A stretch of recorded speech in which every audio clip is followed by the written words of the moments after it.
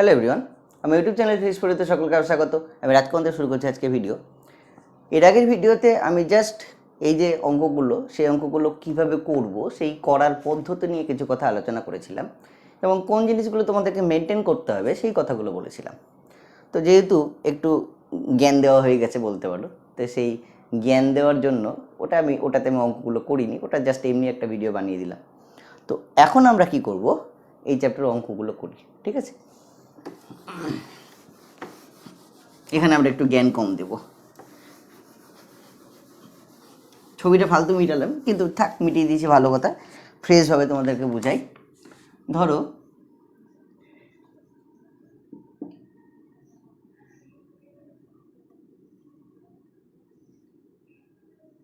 এটা একটা পুলি এবং তার সঙ্গে লেগে থাকা দুটো ব্লক। এই সিস্টেমটাকে বলে অ্যাটুড মেশিন। এটা হলো একটা ব্লক, এটা হলো আর একটা ব্লক।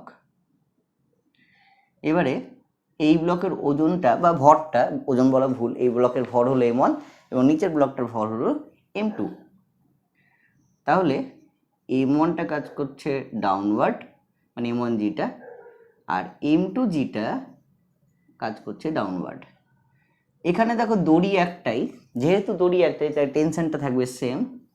এটা হলো টি, এটা হলো টি, হলো। এবার মোশনটা কোন দিকে, এখানটায় বলে দেওয়া থাকবে m2 গ্রেটার দেন m1। তাহলে যেহেতু m2 গ্রেটার দেন m1, তার মানে এই ব্লকটা বেশি ভারী, এই ব্লকটা হালকা। তাহলে এইটা নিচে নামতে চাইবে এবং এটা উপরে উঠবে। তো এর নিচে নামার জন্য m2a আসবে এখানে, আর এর উপরে ওঠার জন্য m1a আসবে এখানে। তাহলে এর ক্ষেত্রে ইকুয়েশনটা কি হবে? যেহেতু এটা প্রথম অঙ্ক, আমি ইকুয়েশন সলভ করে দেখাবো। এর পরের অঙ্কগুলোর ক্ষেত্রে আমি ইকুয়েশন সলভ করে দেখাবো না, জাস্ট ইকুয়েশনটা ফর্ম করে দেবো। তাহলে প্রথমে এই ব্লকটার কথা ভাবা যাক। গতি কার দিকে? গতি m1-এ, এটাকে অলওয়েজ পজিটিভ ভাববো, ঠিক আছে? m1-এ যেহেতু পজিটিভ, তার মানে টি এর জন্য গতি m1g দিচ্ছে বাধা। তাহলে যে গতি সৃষ্টি করছে সেটা মাইনাস যে দিচ্ছে বাধা m1g ইকুয়ালস টু হয়ে গেল m1a। এটা তোমার 1 নম্বর ইকুয়েশন। আর সেকেন্ড ব্লকের ক্ষেত্রে গতি, এটা আবার পজিটিভ, তাহলে এর পজিটিভটা বানাচ্ছে কোনটা? m2g। তাহলে গতি সৃষ্টি করছে m2g, বাধা দিচ্ছে টি, ইকুয়ালস টু কত? Equals to m2a। এটা হলো তোমার 2 নম্বর ইকুয়েশন, ঠিক আছে? এই দুটো ইকুয়েশন তোমাদের বেরিয়ে গেল। এবার সিম্পলিসিটির জন্য আমি ধরো মান দিয়ে অঙ্কটাকে করব। তাহলে এখানে মান কার কার জানা থাকবে? m1 এর মান ধরো 2 কেজি জানা আছে, m2 এর মান ধরো 5 কেজি জানা আছে, আর জি এর মান ধরে নিচ্ছে 10 মিটার পার সেকেন্ড স্কোয়ার। অনেক সময় 9.8 ধরে, অনেক সময় 10 ধরে। যেগুলো দেখবে সিবিএসসি বা আইসিএসসির অঙ্ক, সেগুলোতে 10 ধরা থাকে। আর যখন দেখবে বাংলা মিডিয়ামের অঙ্ক করছো বা ছায়ার অঙ্ক করছো, তখন সেখানে 9.8 ধরা থাকবে। তো যা থাকবে তাই করো, একই ব্যাপার, খুব একটা পার্থক্য হয় না। তো আননোন কী রাশি? আননোন রাশি এখানে টি, তাহলে টি বের করতে হবে, এবং অ্যাক্সিলারেশন, এই দুটো আননোন। তাহলে দেখো দুটো আননোনের জন্য আমার কাছে দুটো ইকুয়েশন আছে, সলভ তো হবেই, ঠিক আছে? তো মানগুলো পরে বসাই, আগে সলভ করি। প্রথমে কি করব? 1+2 করে পাই। 1+2 করে কি হবে? m2g minus m1g equals to m1a plus m2a। সেখান থেকে a common now, m1 plus m2 equal to m2 minus m1 into g। তাহলে a কত হলো? a হলো m2 minus m1, m1 plus m2 into g। এটা হলো ত্বরণের মান, ঠিক আছে? এবার মান বসিয়ে দাও, অঙ্ক হয়ে গেল। তাহলে ওই মানগুলো বসালে a ইকুয়াল টু কত হবে? 5 মাইনাস 2, নিচে হলো 5 প্লাস 2 ইন্টু 10। তাহলে a ইকুয়াল টু, এটা কত হলো? 3/7 ইন্টু 10, মানে a হলো 30/7 মিটার পার সেকেন্ড স্কোয়ার। ঠিক আছে, তাহলে এইভাবে অঙ্কটা সলভ হয়ে গেল। তো তোমাদের বইয়ে দেখবে ওই সিস্টেমটা করে তোমাদের বই এরকম একটা ইকুয়েশন লিখে দিয়েছে। এবার বলো তোমাদের পক্ষে কি ডিরেক্টলি ইকুয়েশনটা মুখস্থ করে সব সময়, এটা তো সহজ একটা এক্সাম্পল, খুব সহজ একটা এক্সাম্পল, খুব কমন এক্সাম্পল, সব বই থাকে, তো এটা মুখস্থ হয়ে যাবে। কিন্তু প্রত্যেকটা ক্ষেত্রে যদি তোমাদেরকে এরকম সিস্টেম মুখস্থ করতে হয়, সম্ভব মুখস্থ করা, তাও একটা করে ফর্মুলা থাকবে না, দুটো করে ফর্মুলা থাকবে, কারণ অ্যাক্সিলারেশন বেড়েছে, টেনশনটা তো বেরোয়নি, এবার টেনশন বের করতে হবে। তো টেনশনটা কী করে বের করবো, করা যাক। একটা পদ্ধতি আছে, এর মানটা যদি এখানে বসিয়ে দাও তাহলে হতে পারে, কিন্তু আমি বলবো ওভাবে না করে অপোনেন্টটা ইউজ করো। কীভাবে অপোনেন্ট ইউজ করবো, এখানে এটাকে এলিমিনেট করো, তাহলে টি এর মান বেরিয়ে যাবে। ঠিক আছে, তাহলে কী করে করবো, তো সেটা করার জন্য আমরা, আচ্ছা এটা যেটা বেরোলো লিখে রাখি সাইডে, যদি তোমাদের মধ্যে কেউ ওভার জিনিয়াস থাকে ফর্মুলা মুখস্থ করে পারবে, তার জন্য ফর্মুলাটা লিখে রাখছি। হতেই পারে অনেকে ফর্মুলা মুখস্থ করে করাটাকে বেশি প্রেফার করছে, তো তার জন্য ফর্মুলাটা লিখে রাখলাম। আচ্ছা এবার কি করব, 1 নম্বরকে গুণ করব m2 দিয়ে, মাইনাস 2 নম্বরকে গুণ করব m1 দিয়ে। তাহলে কি হবে, m2t minus m1 m2g equal to m1 m2a, আবার m1 m2g minus m1t equal to m1 m2a, minus plus minus কেটে গেল, তাহলে কি দাঁড়াচ্ছে দেখো, m1 m2g আর m1 m2g দুবার আছে, তাহলে সেটা মাইনাস সাইনে আছে, তাহলে কত হচ্ছে মাইনাস 2 m1 m2g, আর এটা প্লাস হয়েছে এটাও প্লাস হয়েছে, তাহলে plus m1 plus m2 into T equals to 0, তাহলে m1 plus m2 into T equal two 2 m1 m2g, তাহলে টি ইকুয়াল টু কত হলো 2 m1 m2 by m1 plus m2 into জি। ঠিক আছে, তাহলে কি দাঁড়ালো, এটা দাঁড়ালো 2 m1 m2 m1 plus m2 into জি। ওকে, তাহলে এবার মান বসিয়ে দাও, দেখো ওখানটায় টি এর মানটা পাওয়া যাবে। তাহলে কোথায় বসাই, জায়গা তো নাই, তো এখানে করি, এখানে করি। টি ইকুয়াল টু কত হবে 2 ইন্টু m1 হলো 2, m2 হলো 5, আবার নিচে হচ্ছে 2 প্লাস 5 ইন্টু জি এর মান কত 10, তা টি ইকুয়াল টু কত হলো 4 5 20 ইন্টু 10 বাই 7, তা টি হলো 200/7 নিউটন। ঠিক আছে, টেনশন তো আলটিমেটলি একটা ফোর্স, তো একক তো নিউটনই হবে। আচ্ছা এখানে আরেকটা জিনিস তোমাদেরকে অ্যানালাইসিস করে দেখাই, এটা মিটিয়ে দিলাম। তো এভাবে ইকুয়েশন সলভ করা যায়, আশা করি তোমরা ইকুয়েশন সলভ করতে আটকাবে না। তো প্রথম অঙ্ক বলে আমি ইকুয়েশন সলভ করে দিলাম, এরপরের অঙ্কগুলোতে আমি আর ইকুয়েশন সলভ করব না, তোমরা নিজেরা করবে, আশা করি হয়ে যাবে। ঠিক আছে, আর যদি ইকুয়েশন সলভ করতে আটকাও তাহলে তখন আমাকে জানাবে, তখন আমি ইকুয়েশন সলভ করে দেবো। অ্যাকচুয়ালি অঙ্ক ওয়াইজ ইকুয়েশন সলভ করো, এরকম ফর্মুলা বানিয়ে তো কোনো লাভ নেই। ঠিক আছে, আচ্ছা এই অঙ্কটা দেখো, একটা অ্যানালাইসিস করে দেখাই।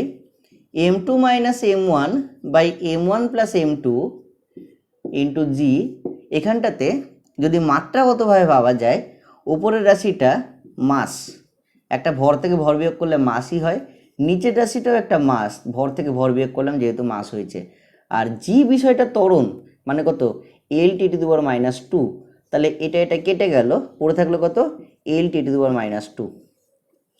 তাহলে তার মানে কি, যেহেতু ত্বরণ তাহলে তার ফর্মুলাতে শুধু ত্বরণই থাকবে, বাকিটা কিন্তু ডাইমেনশনলেস কোয়ান্টিটি। আর এই অঙ্কটাতে দেখো টি ইকুয়াল টু, উপরে 2 m1 m2 আছে, তার মানে মাস আছে দুবার, আর নিচে আছে মাস আছে একবার, ইন্টু জি মানে L(t⁻²), তাহলে একটা মাস কেটে গেল, তা টি কত হলো mL(t⁻²), তার মানে এটা ফোর্সের ডাইমেনশনে আছে।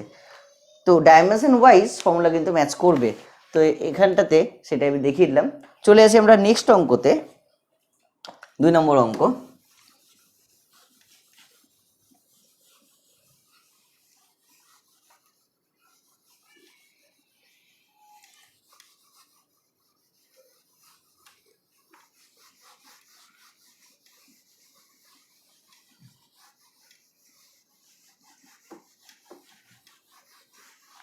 আচ্ছা,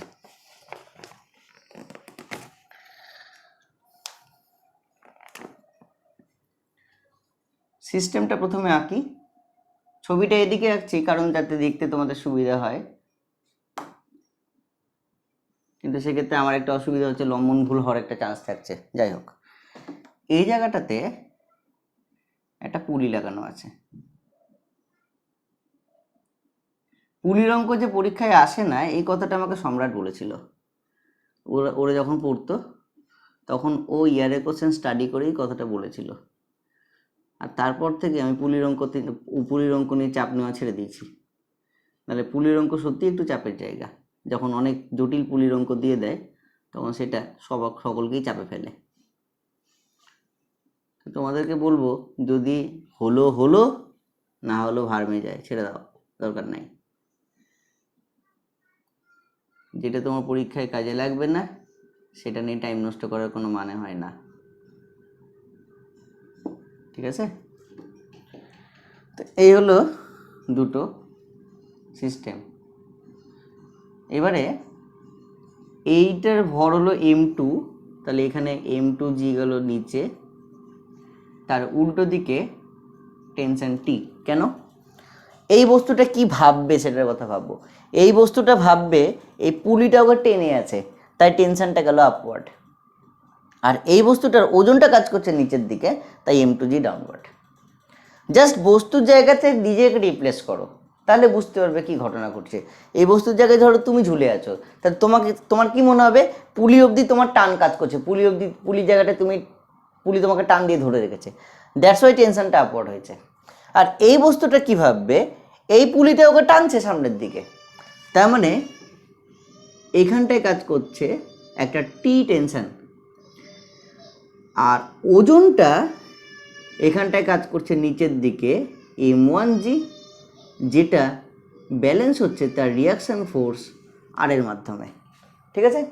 তাহলে এখন যদি আমরা সিস্টেমের গতির কথা বলি, এখানে যেহেতু ফ্রিকশন কাজ করছে না, ফ্রিকশন নিয়ে ভাবার দরকার নেই। ফ্রিকশন থাকলে কি হতো পরে দেখবো, ফ্রিকশন চ্যাপ্টার পড়লে।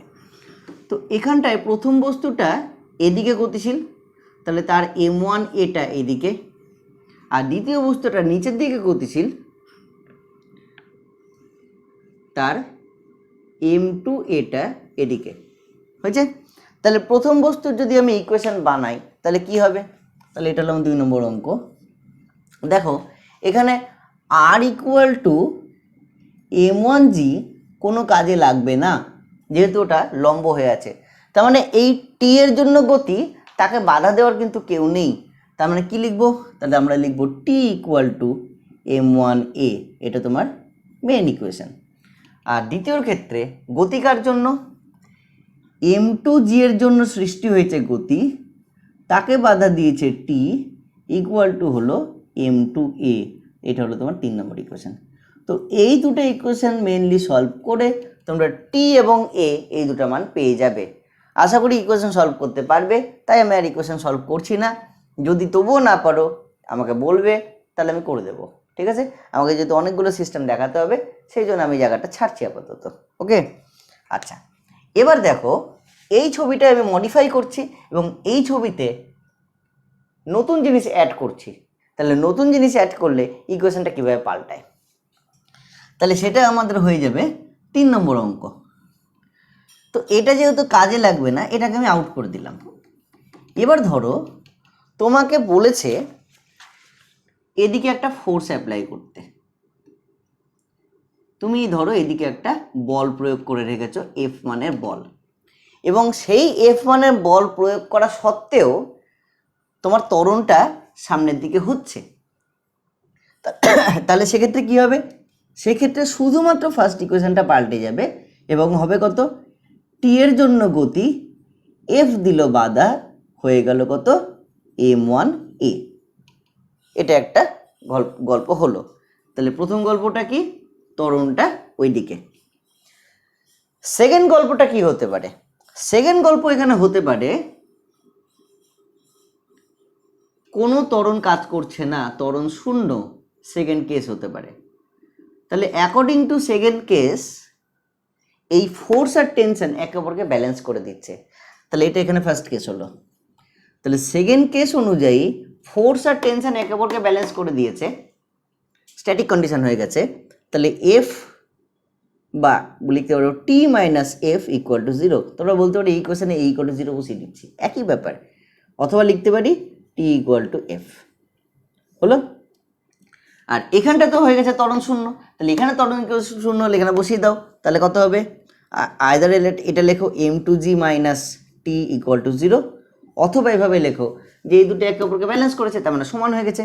তাহলে লিখবো কি টি ইকুয়াল টু m2g। তার মানে এখানে কি বলতে পারি, এই ফোর্সটা সরাসরি এই ওজনটাকে ব্যালেন্স করছে, ঠিক আছে। কারণ এই দুটাকে মিলালে সেটাই হয়ে যায় যে এফ ইকুয়াল টু m2g হচ্ছে বলে সিস্টেমটা ব্যালেন্স হয়ে আছে। তাহলে দেখো এই ব্লকটা এখানে কোনো কাজই লাগেনি ব্যালেন্স করার ক্ষেত্রে, ওকে। আচ্ছা, এবার মানে ব্লকের ওজনটা কোনো কাজে লাগেনি যেহেতু সেটা লম্ব হয়ে আছে পুরোপুরি, ওকে।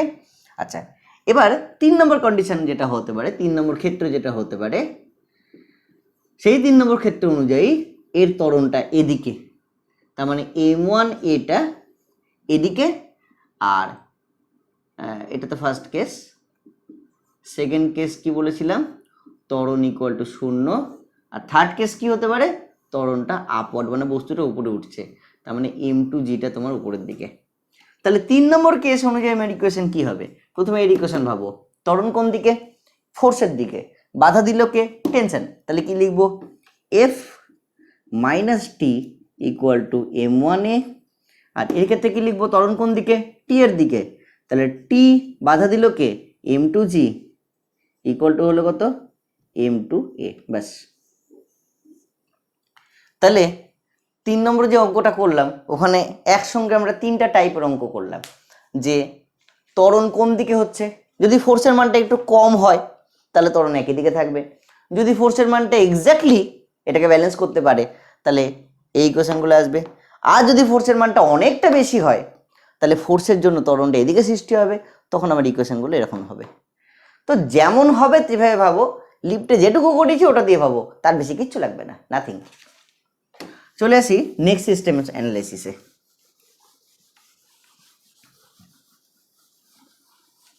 সবসময় এটা একটাই কথা মনে রাখবে, এম এ হবে পজিটিভ। এবার যার জন্য গতি সেটা মাইনাস যে দিল বাধা সেটা ইকুয়াল টু কি হবে, সেই এম এটা হবে, ব্যাস এইটুকুটাই, এর বাইরে আর কিচ্ছু লাগবে না। এইটুকুটাই যদি শিখতে পারো এই চ্যাপ্টারের সব অঙ্ক হয়ে যাবে। আচ্ছা, নেক্সট সিস্টেমটা কেমন, কালকে এই সিস্টেমটা আমি ছবিতে দেখিয়েছিলাম, আজকে সেটা অ্যানালাইসিস করা যাক।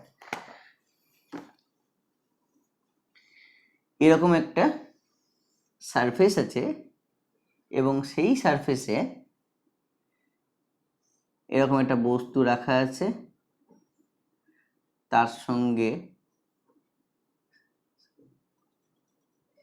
লাগানো আরেকটা বস্তু রাখা আছে,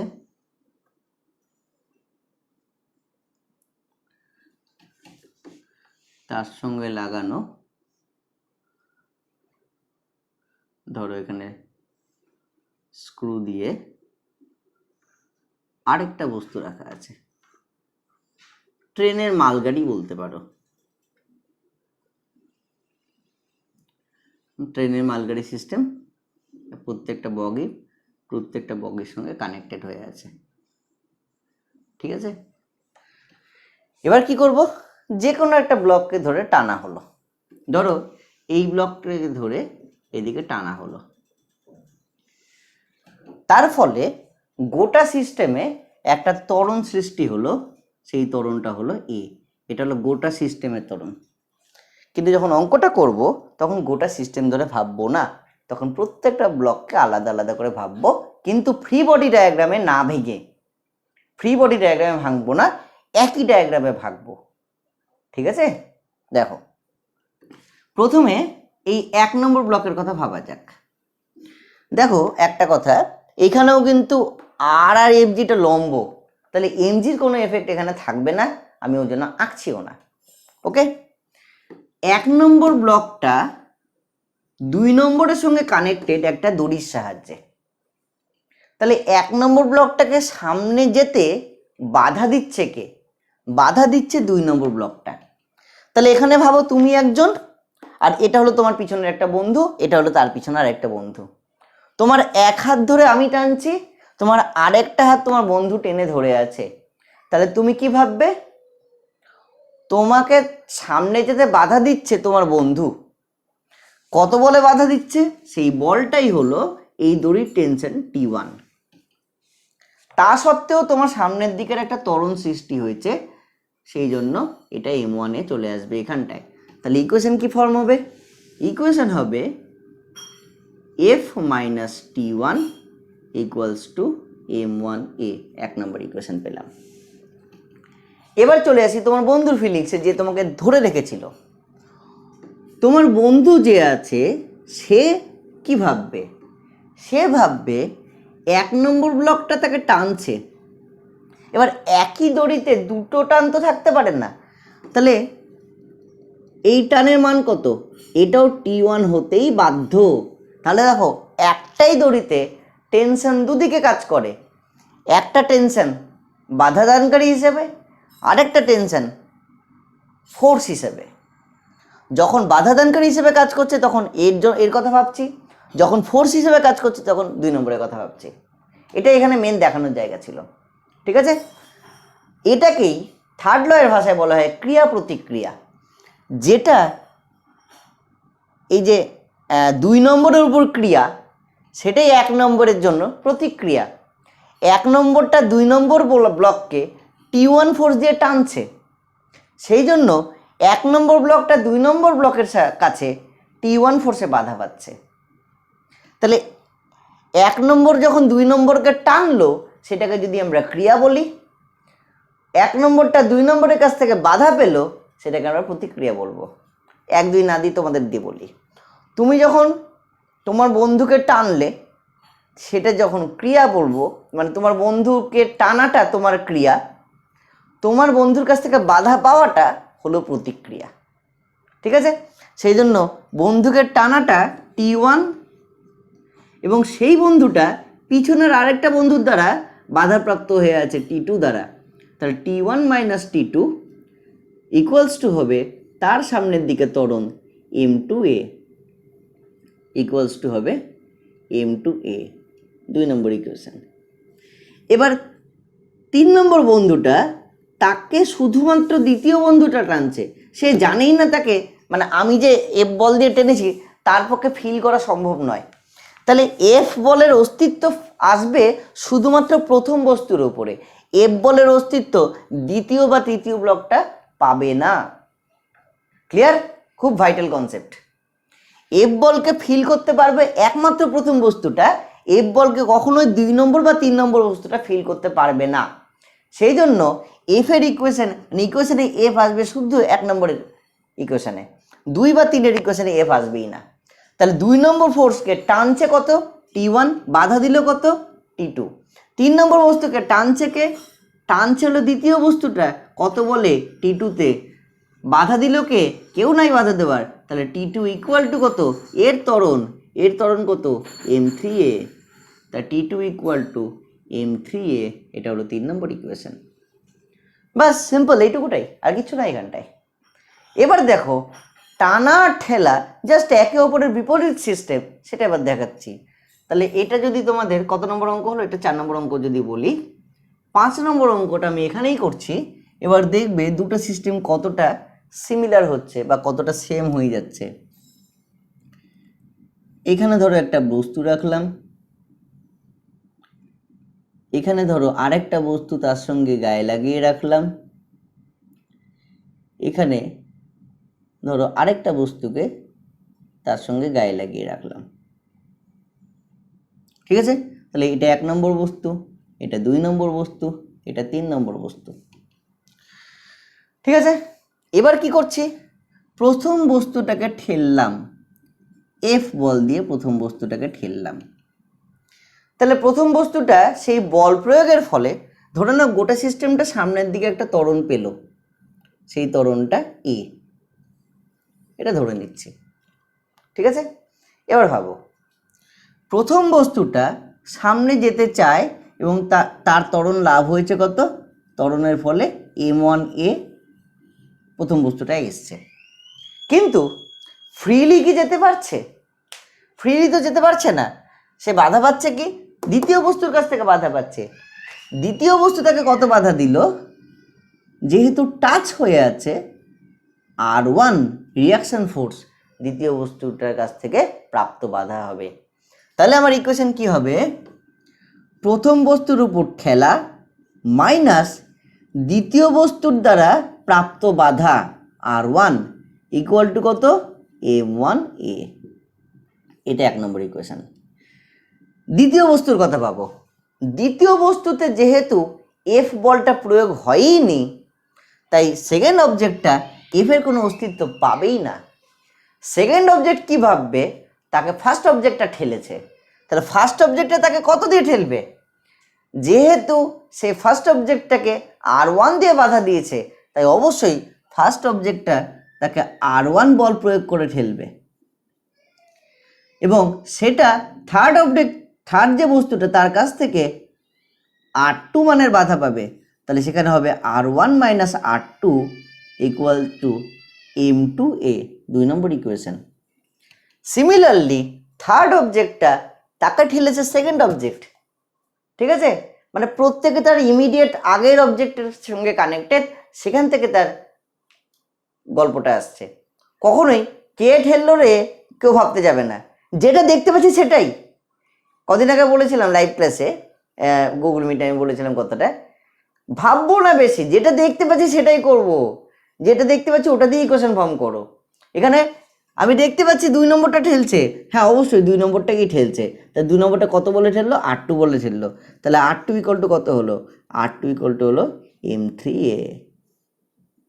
এবার দেখো এই 3টা সেট অফ ইকুয়েশন এবং এই 3টা সেট অফ ইকুয়েশন কত সিমিলার।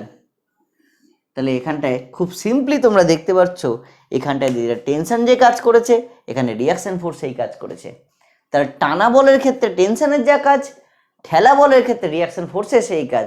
তার মানে এইভাবে এই দুটো সিস্টেম হয়ে যায় আইডেন্টিক্যাল টু ইচ আদার। ঠিক আছে, তো এই দুটো জিনিস ভালো করে দেখো, এবং এই রিলেটেড অঙ্ক যদি পাও অঙ্কটা সলভ করো, দেখো অঙ্ক করতে পারছো কিনা। এখানে মানে প্রয়োজনীয় কি, এখানে 3টা জিনিস অজানা, T1 T2 আর অ্যাক্সিলারেশন, ওই জন্য 3টা ইকুয়েশন আছে।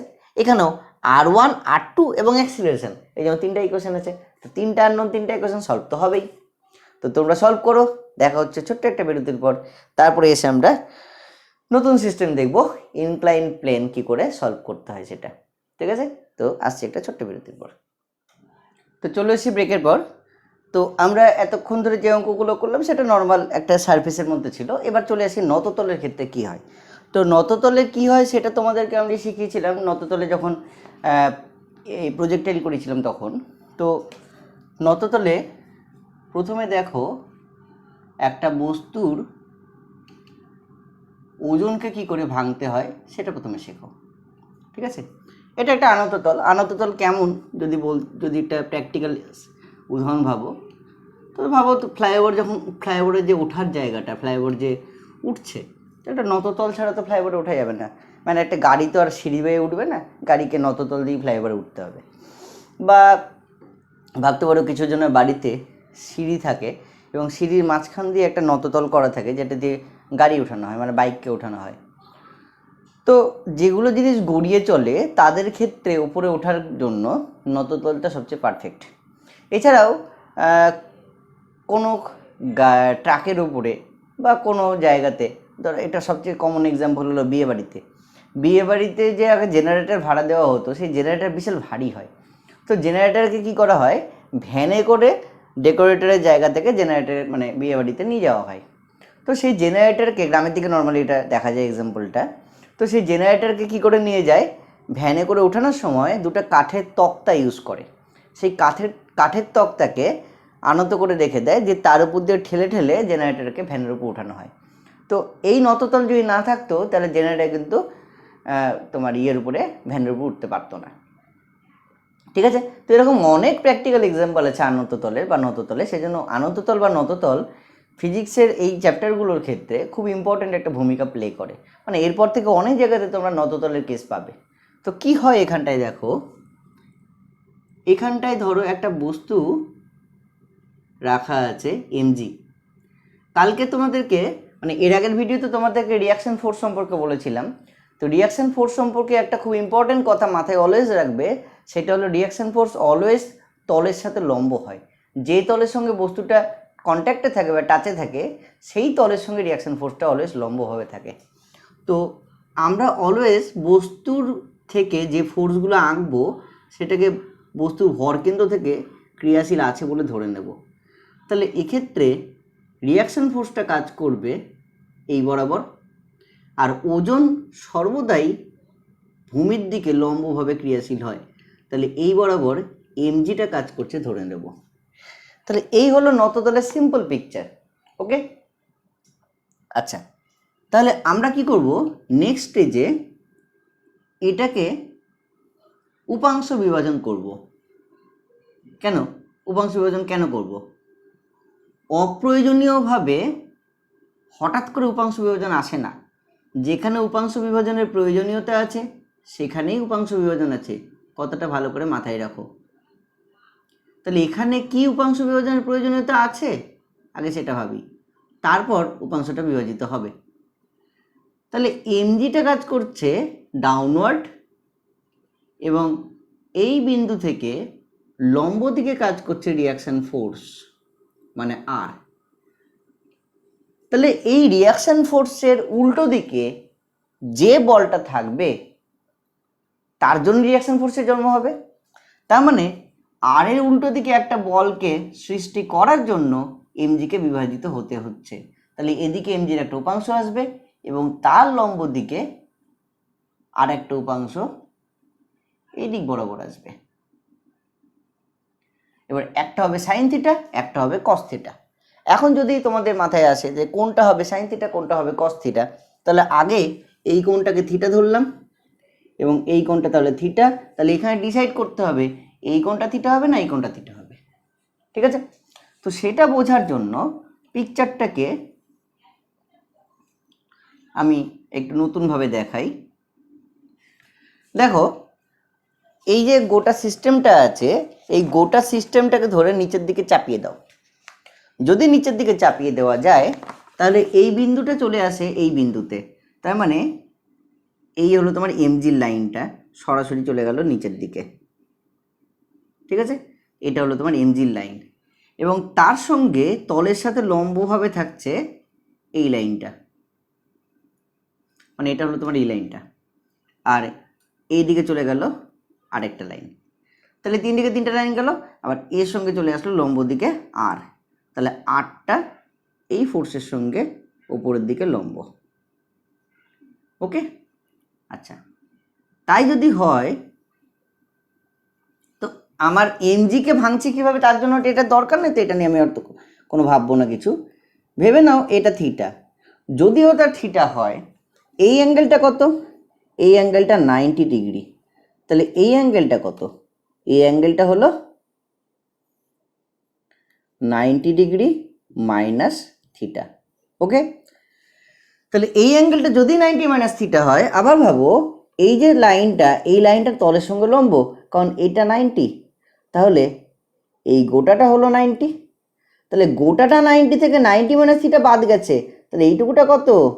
অবভিয়াসলি এইটুকুটা থিটা। ক্লিয়ার? তাহলে সেইভাবে দেখতে গেলে এই কোণটা হলো থিটা এবং যেখানে থিটা লাগে সেই জায়গাটায় আসে কস থিটা, তাহলে এটা হলো এমজি কস থিটা হলো। আর এদিকে চলে আসছে কত? MG sine theta. এবার যেহেতু এখানে বাধা দানকারী কোনো বল নেই, তাহলে এই গোটা বস্তুটা এই এমজি সাইন থিটা বলের জন্য নিচের দিকে ত্বরণ লাভ করবে। তাহলে এর ক্ষেত্রে আমার ইকুয়েশনটা কি হবে? এর ক্ষেত্রে আমার ইকুয়েশন হবে, এটা কত নম্বর অঙ্ক ভুলে গেলাম, আগের অঙ্ক বোধহয় 6 নম্বর ছিল, তো ধরে নিচ্ছি 6, এটা 7 নম্বর অঙ্ক। তাহলে এটা M A equal to MG cos MG sine theta, cos তো না, এমজি সাইন থিটা, যেখানে ত্বরণটা equal to G sine theta. ঠিক আছে, ভেবে দেখো, যখন আমরা ইনক্লাইন প্লেনের প্রজেক্টাইল করেছিলাম তখন দেখেছিলাম এদিকে জি সাইন থিটা আর লম্ব দিকে জি কস থিটা থাকে। আর R equal to MG cos theta, এখানটায় কোনো কাজে লাগবে না, ফ্রিকশন যখন আসবে তখন এটা আমাদের কাজে লাগবে, তো সেটা দিয়ে আমরা কিছু ভাবছি না। ওকে, তাহলে এবার চলে আসি নততলের বিভিন্ন অঙ্কের অ্যানালাইসিসে। তো নততল তো আমরা দেখলাম নততলে কি করে ভাঙতে হয়, এবার দেখি নততলের বিভিন্ন অঙ্ক কিভাবে তৈরি করা যায় এবং তার ইকুয়েশনগুলো বানাতে শিখব এবং সেইখান থেকে আমরা সলভ করতে শিখব কিভাবে সলভ করতে হয়। তো সলভিংটা আমি বলেছি, সলভিংটা আমি করবো না, সলভিংটা তোমরা করবে। জাস্ট এখন আমি কি করবো, ইকুয়েশনগুলো বানিয়ে দেবো তোমাদের। চলে আসি তো আমাদের 8 নম্বর অঙ্কতে। তাহলে ধরো একটা নততল এখানে দিলাম, সেই নততলে, এটা নততল, নততলের কোণটা, এই যেটা বাজে হয়ে গেল, নততলের কোণটা হলো থিটা। তাহলে এখানে থাকলো বস্তুটা, ঠিক আছে। এবার একে ফেললি, এদিকে আর, এখানে এমজি কস থিটা, আর এই দিক বরাবর এমজি সাইন থিটা, এই অবধি থাকছে। ওকে, এবার কি করব, এবার উল্টো দিকে ধরো একটা বল দিয়ে একে টানা হচ্ছে, সেই বলটা এফ। ক্লিয়ার? এক্ষেত্রে ঘটনা ঘটতে পারে 3 রকমের। কি ঘটনা? প্রথম ঘটনা ঘটতে পারে ত্বরণটা এই দিক বরাবর। দ্বিতীয় ঘটনা ঘটতে পারে ত্বরণটা 0। আর তৃতীয় ঘটনা ঘটতে পারে ত্বরণটা এই দিক বরাবর। ঠিক আছে, তাহলে এই 3টা ঘটনার অ্যানালাইসিসের জন্য 3 রকমের ইকুয়েশনের সেট আসবে। তাহলে কিভাবে করব? প্রথম ঘটনার ব্যাখ্যা দিই। বস্তুটা অনেক ভারী এবং নততলটার অ্যাঙ্গেলটা হয়তো অনেক বেশি, তার জন্য আমার ফোর্সটা সাফিসিয়েন্ট নয় তাকে ধরে রাখার জন্য। তার ফলে বস্তুটা নততল বরাবর গড়িয়ে পড়ছে এবং আমি চেষ্টা করছি তাকে ধরে রাখার, কিন্তু পারছি না। তাহলে সেক্ষেত্রে এমএটা কাজ করছে নিচের দিকে। তাহলে কার জন্য এমএ? এমজি সাইন থিটার জন্য এমএ। তাহলে 1 নম্বর কেসে দেখো সবার জন্য R equal to MG cos theta, ওটা কাজে লাগবে না, তবু লিখে রাখলাম, যেহেতু ইকুয়েশন তৈরি হচ্ছে সেই জন্য আমি লিখে রাখছি R equal to MG cos theta সবার জন্য থাকছে। আচ্ছা, এবার 1 নম্বর গল্পের জন্য কি বললাম, এমজি সাইন থিটার জন্য এমএ আসছে, বাধা দিল তাকে এফ। তাহলে কি করব, MG sine theta minus F ball equal to হয়ে গেল এমএ। এটা 1 নম্বর ইকুয়েশন হয়েছে। আর কোনো ইকুয়েশন এখানে তৈরি হবে না, তাই 1 নম্বর ইকুয়েশন না বাদ। সেকেন্ড কেসে ফোর্সটা just sufficient to balance this force, তার মানে কোনো ত্বরণ কাজ করছে না। তাহলে এক্ষেত্রে আমরা কী করবো, just F equal to m g sine theta লিখে ছেড়ে দেবো। তাহলে সেকেন্ড কেসে m g sine theta minus F equal to 0, অথবা আমরা লিখতে পারি F equal to m g sine theta. আর থার্ড কেসে কি বললাম, থার্ড কেসে ত্বরণটা ওই দিকে নততল বরাবর ওপরের দিকে, তার মানে কি ফোর্সটা আমার অনেকটা বেশি এবং তার ফলে আমরা নততল বরাবর বস্তুটাকে টেনে টেনে তুলতে পারছি। তাহলে যেহেতু টেনে তুলতে পারছি, তাহলে ত্বরণ কোন দিকে? ত্বরণ কাজ করছে এই দিকে এবং তার মান কত? এমএ। তাহলে এফের জন্য এমএ সৃষ্টি, বাধা দিল কত? বাধা দিল এমজি সাইন থিটা। তাহলে ইকুয়াল টু কত হলো? ইকুয়াল টু হলো এমএ। তো এইটা হলো 3টা সেট অফ ইকুয়েশান 3 ধরনের ঘটনার জন্য। এবার আমরা কি করব, এই অঙ্কটাকে একটু মডিফাই করব। কিভাবে দেখো, চলে আসবে ওটা 9 নম্বর অঙ্ক। আশা করি এই অঙ্কটা বুঝতে কোনো অসুবিধা হয়নি কারোর। চলে আসি 9 নম্বর অঙ্ক। এই অঙ্কটাকে চেঞ্জ করছি একটা নতুন নিয়মে বা একটা নতুনভাবে। কিভাবে চেঞ্জ করব? আমার ধরো ফোর্সটা কাজ করাচ্ছি আমরা এই ডিরেকশনে, এইদিকে ফোর্সটা কাজ করাচ্ছি এবং এই কোণটাকে বললাম আলফা। যদি তাই হয় তাহলে এই ডিরেকশানে ফোর্সের একটা উপাংশ আসবে যেটা হবে এফ কস আলফা, আর এই ডিরেকশানে ফোর্সের আরেকটা উপাংশ আসবে যেটা হবে এফ সাইন আলফা। ঠিক আছে, তাহলে এফ কস আলফা এবং এফ সাইন আলফা দুটো উপাংশে ভেঙে গেল। যখন ভেঙে গেল তার মানে আমার এই জিনিসটা চেঞ্জ হবে। কিভাবে চেঞ্জ হবে? এখন শুধু R equal to M G cos theta নয়, এখন হচ্ছে R plus F sine alpha equals to M G cos theta. তাহলে রিয়াকশন ফোর্সের মানটা পাল্টে গেল। ঠিক আছে, আচ্ছা কীভাবে পাল্টালো সেটা হিসেবে বলি। দেখো আর ইকুয়াল টু কত হচ্ছে M G cos theta minus F. তাহলে দেখো টানার ক্ষেত্রে মানে M G cos theta minus F sine alpha, তার মানে টানার ক্ষেত্রে রিয়াকশন ফোর্সটা কমে যায়। তা টানার ক্ষেত্রে বস্তু হালকা বলে মনে হয়। ছোটোবেলায় পড়েছিল টানার থেকে ঠেলা বেশি সুবিধাজনক কেন। আচ্ছা, এবার এক্ষেত্রেও তিনটা কন্ডিশন হতে পারে।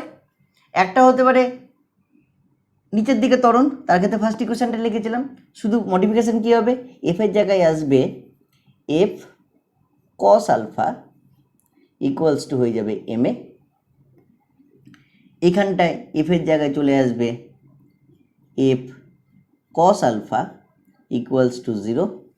এখানটায় চলে আসবে F cos alpha equal to এটা, আর এখানটায় চলে আসবে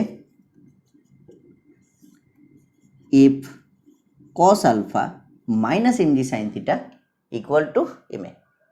ঠিক আছে, আচ্ছা এবার দেখো এই ছবিটাকে মডিফাই করে নতুন একটা ছবি বানাচ্ছি, দিয়ে তার ক্ষেত্রে ইকুয়েশনটা কী করে সলভ করব সেটা দেখো। তা কী করব, এটা ধরো নাই, এটাও ধরো নাই, অ্যাঙ্গেলটা নাই, ফোর্স এদিকে কাজ করছে না, এফ কস আলফাটাও নাই, কিন্তু অ্যারোটাকেও নাই করে দিলাম।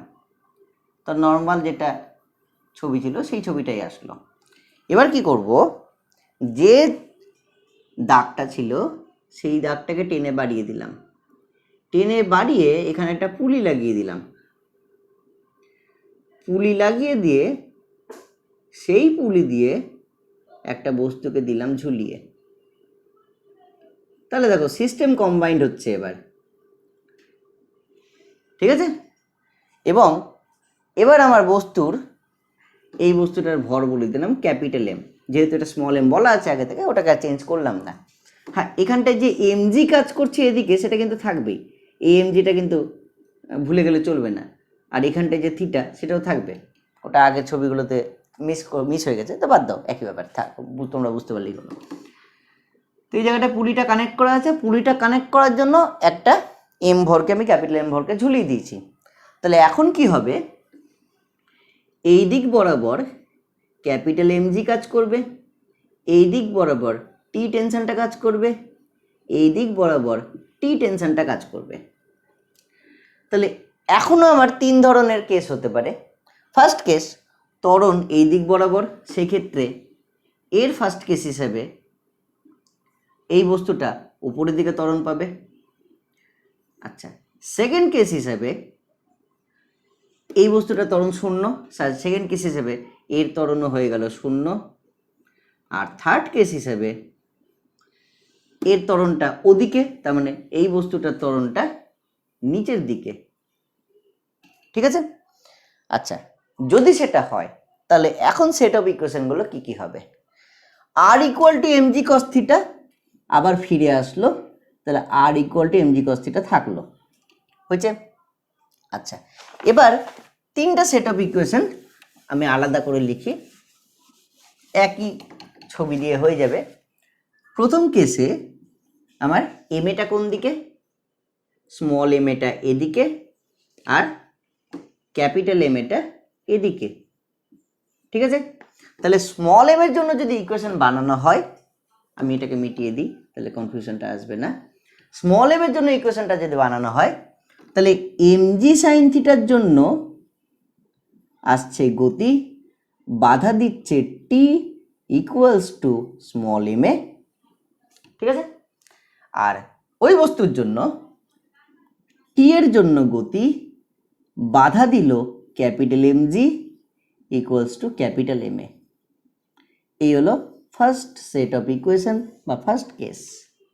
Second case acceleration 0। তাহলে সেকেন্ড কেসের জন্য টি বলটা ব্যালেন্স করেছে টোটালটা এমজি সাইন থিটাকে, আর ক্যাপিটাল এমজিটা টোটালটাই ব্যালেন্স করেছে টেনশনকে। এটা সেকেন্ড কেস। আর থার্ড কেস হিসেবে এম এটা কাজ করছে এই দিক বরাবর, আর এই বস্তুর ক্ষেত্রে এম এটা কাজ করছে নিচের দিক বরাবর।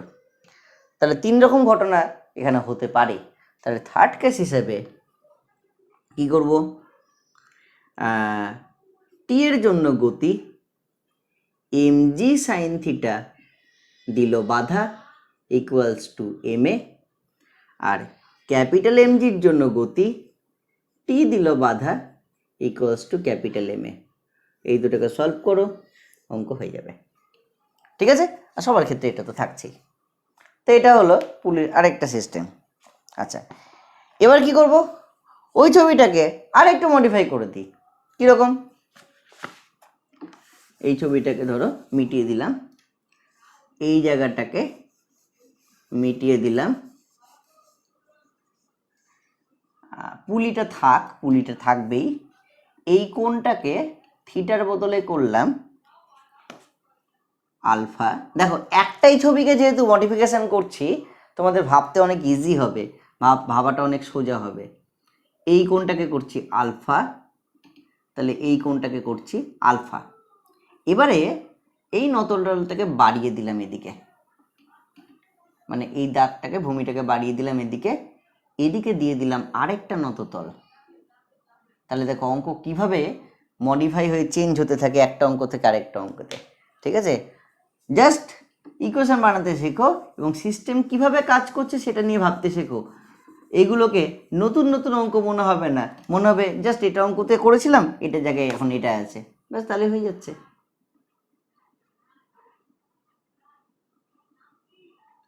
আমি এই অঙ্কতে খুব বেশি সিস্টেমের কম্বিনেশন নিয়ে কাজ করছি না। সিস্টেমের কম্বিনেশন নিয়ে আমি অঙ্ক পরে আবার করে দেখাবো। আপাতত একটা বেসিক নলেজ দিচ্ছি, এইভাবে বস্তুটা লাগানো আছে, ঠিক আছে। তাহলে এই বস্তুটার ক্ষেত্রে তাহলে আমাদের এখানে এটাকে R1 বলতে হবে, কারণ আরেকটা রিঅ্যাকশন ফোর্স চলে এসছে। সেটা কত, সেটা আমার এখানটায় কত, R2।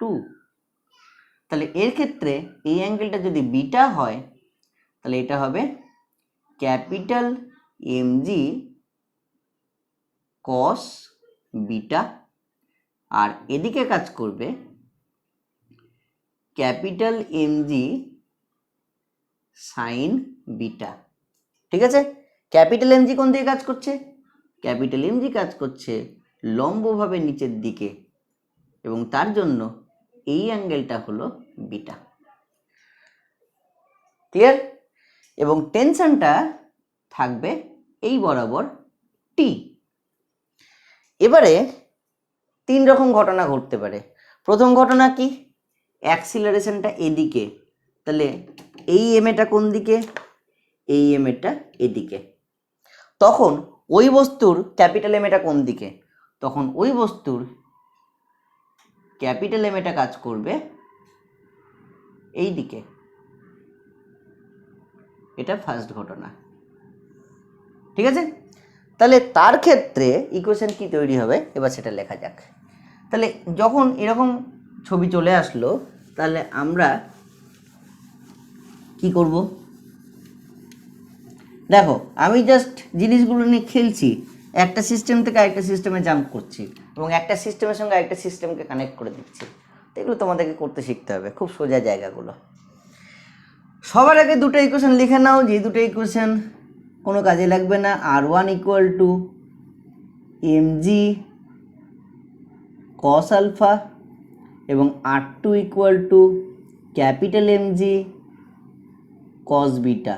এই দুটো সবার আগে লিখে নিলাম।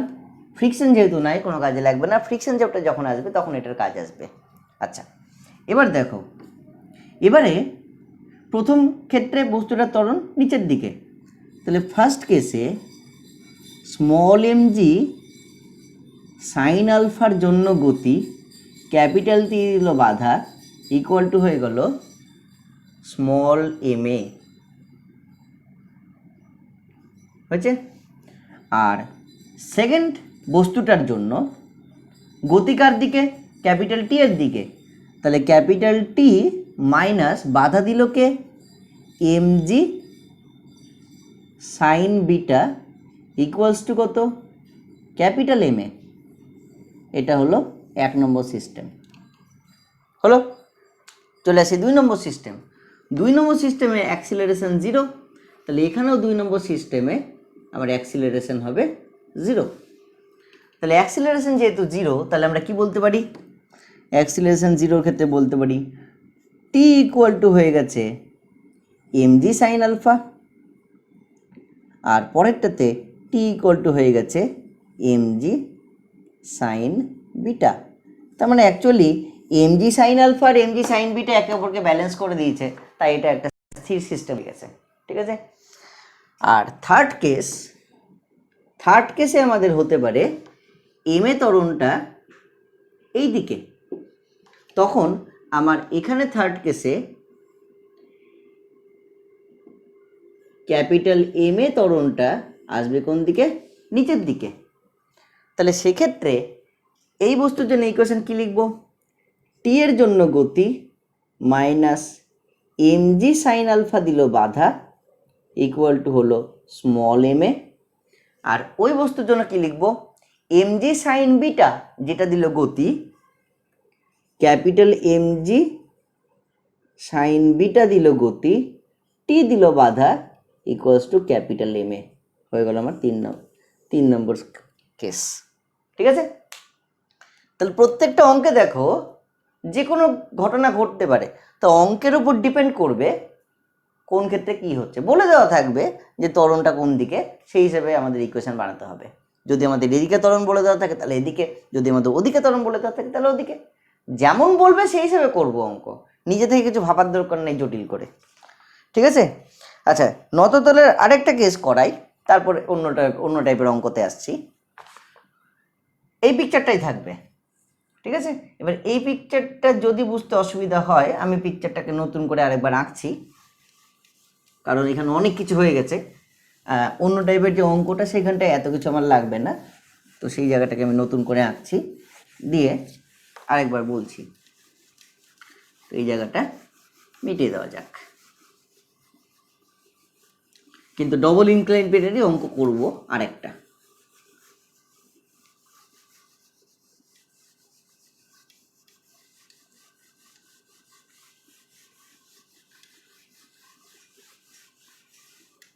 আচ্ছা, তাহলে ছবিটা আঁকা যাক। ছবিটাকে একটু বড় করে আঁকি, তাহলে তোমাদের ভাবতে আর বুঝতে সুবিধা হবে।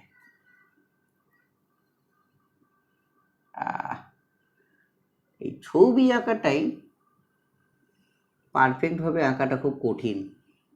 চেষ্টা করি যতটা পারফেক্ট হয়, তোমরা নিজেরা যখন করবে নিজেরাও চেষ্টা করবে পারফেক্টলি ছবি আঁকার, কারণ ছবি যদি চোখের সামনে না ভাসে সিস্টেম কিভাবে কাজ করছে তোমরা বুঝতে পারবে না। ছবিকে চোখের সামনে ভাসাতে হবে। আচ্ছা, এখানে একটা বস্তু রাখা আছে,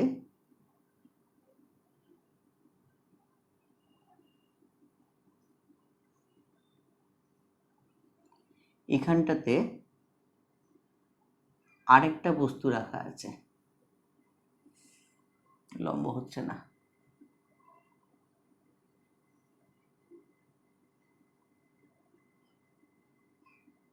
ওকে, আচ্ছা, এবার মাঝখানটায় একটা পুলি দিয়ে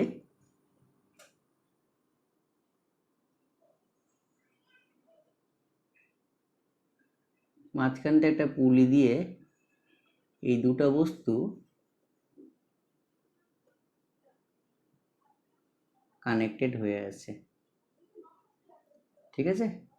এই হলো একটা পুলি দিয়ে দুটো বস্তুর মধ্যে কানেকশন। এবারে এই নততলের কোণটা আলফা, এই নততলের কোণটা বিটা। এই বস্তুটা m1g, এই বস্তুটার ওজন সেটা কি? সেটা হলো m2g। ওকে, আচ্ছা এবার কি বলেছে, এই বড় ব্লকটা, যে ত্রিভুজাকৃতি ব্লকটা এঁকেছে ওটা ধরে নিচ্ছে একটা ব্লক। এই বড় ব্লকটাকে এদিকে কি পরিমাণ ত্বরণ দেওয়া হলে সিস্টেমটা স্থির থাকবে, এটা প্রশ্ন, ঠিক আছে? ত্রিভুজাকৃতি বড় ব্লকটাকে এদিকে কি পরিমাণ ত্বরণ দেওয়া হলে সিস্টেমটা স্থির থাকবে, এটা প্রশ্ন। ভেবে দেখো, এদিকে যদি ত্বরণ দেওয়া হয় তার মানে এই ব্লকটা এদিকে সেঁটে যাবে, এই ব্লকটা ওর দিকে সেঁটে যাবে, মানে এই তল থেকে বেরোতে চাইবে, মানে এই ব্লকটা এবং এই ব্লকটা দুটি অলিক বল পাবে, ঠিক আছে? বোঝা গেল? তাহলে এই ব্লকটার দ্বারা প্রাপ্ত অলিক বল কত? এই ব্লকটার দ্বারা প্রাপ্ত অলিক বল এদিক বরাবর কত? সেটা হলো m2a, আর এই ব্লকটার দ্বারা প্রাপ্ত অলিক বল এই দিক বরাবর সেটা কত? সেটা হলো m1a। ওকে, এবার কম্পোনেন্ট ডিভিশন করে দেখা যাক। তাহলে কম্পোনেন্ট ডিভিশন যদি করা যায়, প্রথমে m2g কে ভাঙো। m2g কে ভাঙলে তলের লম্ব দিক বরাবর চলে আসবে রিয়াকশন ফোর্স R2-র অপোজিটে m2g cos বিটা, আর এই দিক বরাবর চলে আসবে m2g, অতটা নিচে আছে তাই একটু নিচে নিয়ে যাই, এদিকে চলে আসবে m2g sin বিটা, ঠিক আছে? এবার এটাকে ভাঙা যাক। এটাকে ভাঙলে, আমি অ্যাক্সিলারেশনটা এখানে দেখাচ্ছি না, তাহলে ভাঙার জায়গাটা একটু ক্লিয়ার হবে, পিকচারটাও ক্লিয়ার হবে তোমাদের কাছে। এটাকে ভাঙলে এই দিকে চলে আসবে m1g cos আলফা, যেহেতু এই কোণটা আলফা, এই কোণটায় আসবে আলফা, এবং এই দিক বরাবর চলে আসবে m1g sin আলফা।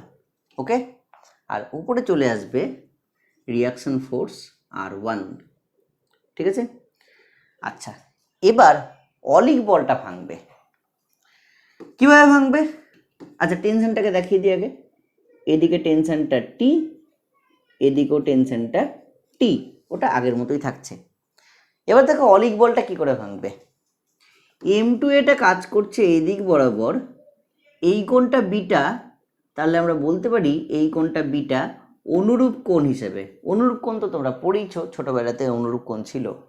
তাহলে অনুরূপ কোণের কনসেপ্ট হিসেবে এই কোণটা যেহেতু বিটা, এই ডিরেকশানে এটা ভেঙে চলে আসবে m2a cos বিটা, আর তার লম্ব দিকে এই ডিরেকশানে চলে আসবে আরেকটা। তাহলে যদি একই দিকে চলে আসছে, দুটো ভেক্টরকে যোগ করে দাও, তাকে ভেক্টর কিভাবে কাজে লাগে? প্লাস আসবে কত? m2a sin beta. ওকে, তো অলিক বলটা ওটা ভেঙে দিলাম। এবার এই অলিক বলটাকে ভাঙবো। এই অ্যাঙ্গেলটা আলফা, তার মানে একান্তর কোণ হিসেবে এই অ্যাঙ্গেলটা আলফা, ঠিক আছে? তাহলে ওই অ্যাঙ্গেলটা যদি আলফা হয়, একটা উপাংশ আসবে এদিকে, একটা উপাংশ আসবে এদিকে। তাহলে এই উপাংশ অনুযায়ী এদিকে আসাটা এর সঙ্গে যোগ হবে প্লাস m1a কস উপাংশ কস আলফা, আর এদিকে চলে আসছে প্লাস m1a সাইন আলফা। ঠিক আছে, অবভিয়াসলি এই দুটো ফোর্স একই দিকে, তো এখানে চলে আসবে প্লাস। এবার জাস্ট ইকুয়েশনগুলো লিখে দাও। ইকুয়েশনগুলো লিখে দিলে কি কি পাওয়া যাচ্ছে দেখো। একটা কি r1 plus m1a sine alpha equal to m1g cos alpha. কোনটা লিখলাম? এটাকে ব্যালেন্স করলাম এটার সাথে, লিখে দিয়েছি। ওকে, আচ্ছা আর কি, যেহেতু ব্যালেন্স করেছে সিস্টেমটা স্থির আছে, টি ইকুয়ালস টু চলে আসলো এইটা, তাহলে কি লিখব? Capital T equals to m1a cos alpha plus m1g sine alpha. এটা হলো আমার 2 নম্বর ইকুয়েশন। তাহলে প্রথম বস্তুর জন্য দুটো সেট অফ ইকুয়েশন আমার রেডি। চলে আসছি সেকেন্ড বস্তুর ক্ষেত্রে। সেকেন্ড বস্তুর ক্ষেত্রে এই ফোর্সটা ব্যালেন্স হচ্ছে এই ফোর্সের দ্বারা, তাহলে কি লিখব? T plus m2a cos beta equal to m2g sine beta. এটা 1 নম্বর ইকুয়েশন। আর দ্বিতীয় বস্তুর ক্ষেত্রে এই r2 সেটা ব্যালেন্স হচ্ছে এই ফোর্সের দ্বারা, তাহলে কি লিখব? r2 equal to m2g cos beta plus m2a sign beta. এটা হলো আমার 2 নম্বর ইকুয়েশন। এবার এই দুটো ইকুয়েশন আমাদের সলভ করতে হবে। সলভ করলে আমার কাজ কমপ্লিট। এখানে 4টে ইকুয়েশন আসলো, কটা ইকুয়েশন আমার কাজে লাগবে বা সেটাতে আসা যাক। আননোন কি কি? প্রথমত আননোন আমার টেনশন আমার অজানা। সেকেন্ড আননোন কি? সেকেন্ড আননোন আমার ত্বরণটা এ অ্যাক্সিলারেশন, সেটা অজানা। আর কি কি কোয়ান্টিটি কাজ করছে? m1 কাজ করছে, সেটা বলে দেওয়া থাকবে। m2 আছে, সেটা বলে দেওয়া থাকবে। আলফা কোনটা বলে দেওয়া থাকবে, বিটা কোনটা বলে দেওয়া থাকবে, জি আমাদের জানা। আর কিছু কি আছে এখানে? আর কিছু কিন্তু নেই। হ্যাঁ, r1 r2 আছে, r1 r2 অজানা। তাহলে r1 এখানে অজানা, r2 এখানে অজানা। তাহলে যেহেতু এটা ফ্রিকশন এখানে কোনোভাবে কানেক্টেড না, সেই জন্য r1 r2 ইকুয়েশন আমরা বাদ দিতে পারি, কারণ r1 r2 এমনি কোনো কাজে লাগছে না। তাহলে আলটিমেটলি আমার অজানা রাশি কী কী? টি এবং এ। তাহলে এই টি এবং এ মানে আমার এই ইকুয়েশনটা আর এই ইকুয়েশনটা, এই দুটোতে আছে টি। তাহলে আমরা যদি এই দুটো ইকুয়েশনকে সলভ করি, এখান থেকে এর মানটা খুব ইজিলি বেরিয়ে যাবে। কি করব? এই টি এর মানটা এখানে বসিয়ে দাও, দিয়ে এর মানটা বের করো, হয়ে গেল অঙ্ক। তাহলে করে ফেলা যাক। কি আসবে? m1a cos alpha plus m1g sine alpha, m1g sine alpha equals to plus এই টি এর মানটা 2 নম্বরের মানটা এখানে বসাচ্ছি, তাহলে প্লাস m2a cos বিটা, তাহলে plus m2a cos beta equals two m2g sine beta, m2g sine beta. হয়ে গেল। তাহলে এখানে এ কমন নাও, প্রথম রাশিটা কি হচ্ছে? m1 cos alpha plus m2 cos beta equals to G common নাও, তাহলে m2 sine beta minus m1 sine alpha into G. কিছুই করিনি, এই রাশিটাকে ওদিকে পাঠিয়ে জি কমন নিয়েছি। ঠিক আছে, আচ্ছা তাহলে নেক্সট টাইম কি হবে? এই ইকুয়াল টু এটাকে তলায় ভাগিয়ে দাও, হয়ে গেল অঙ্ক। তাহলে এ ইকুয়াল টু কী হবে, আমার এটা তো লাগছে না, মিটিয়ে দিই, জায়গাটা বাঁচবে। ঠিক আছে, এটাকে ধরো মিটিয়ে দিলাম। তাহলে কত আসলো, m2 sine beta minus m1 sine alpha, নিচে m2 cos beta plus m1 cos alpha into G. এটা হলো দেওয়া ত্বরণের মান। অঙ্কটা একবার আইআইটিতে এসেছিল অনেক বছর আগে, তবে অঙ্কটা আইআইটির অঙ্ক, তোমাদের ছায়াতে দেখবে অঙ্কটা উদাহরণে করে দেওয়া আছে।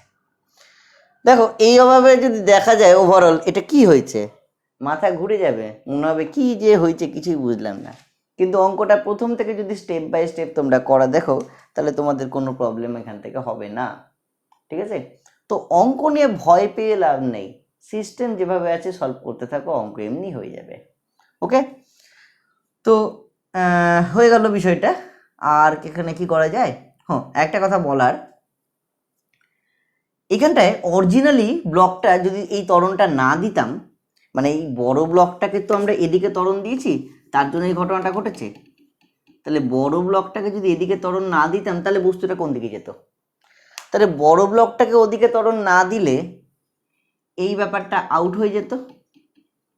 তাহলে এই ব্যাপারটা আউট হচ্ছে মানে কি, এটা বড় এটা ছোট হয়ে যেত, তার মানে এই ব্লকটা এদিকে একটা ত্বরণ পেত। আর একই রকমভাবে এই ত্বরণটা আউট হয়ে যেত, এই ত্বরণ তার আউট হচ্ছে মানে কি টেনশনটা বড় হয়ে গেছে, তাহলে এই ব্লকটাও একটা এদিকে ত্বরণ পেত এ ড্যাশ। ঠিক আছে, যদি সেই ত্বরণটা বের করতে বলে, তার অঙ্কটাই আগের অঙ্কটাই করলাম, সেই ত্বরণের মান কত, এটা মাইনাস এটা equal to m2 a dash, আবার এটা মাইনাস এটা equal to m1 a dash. ঠিক আছে, আগের অঙ্কের সঙ্গে কানেক্টেড, আগের অঙ্কের ওই পার্টটা সেটার সঙ্গে একটা নতুন অঙ্ক জুড়ে দিলাম, যে এই ব্লক সিস্টেম থেকে ওটিকে ঠেলা হলে কিভাবে এটা গতিহীন হয়ে যাবে সেটা। ক্লিয়ার? তো যাই হোক, হয়তো অনেকক্ষণ অঙ্ক করা হয়ে গেল, আরও অনেক কটা অঙ্ক আছে। আজকের ভিডিওতে আমি আর নেক্সট অঙ্কগুলো কিছু করাচ্ছি না, তোমরা এইটুকু অঙ্ক ভালো করে শেখো। পরের ভিডিওতে আমি আবার এই এই অঙ্কের যে পার্ট করছি, এই অঙ্কেরই সেকেন্ড পার্ট নিয়ে চলে আসছি। তো আজকের মতো আমার ভিডিও এখানেই শেষ হলো, পরবর্তী ভিডিওতে আবার দেখা হচ্ছে। ধন্যবাদ।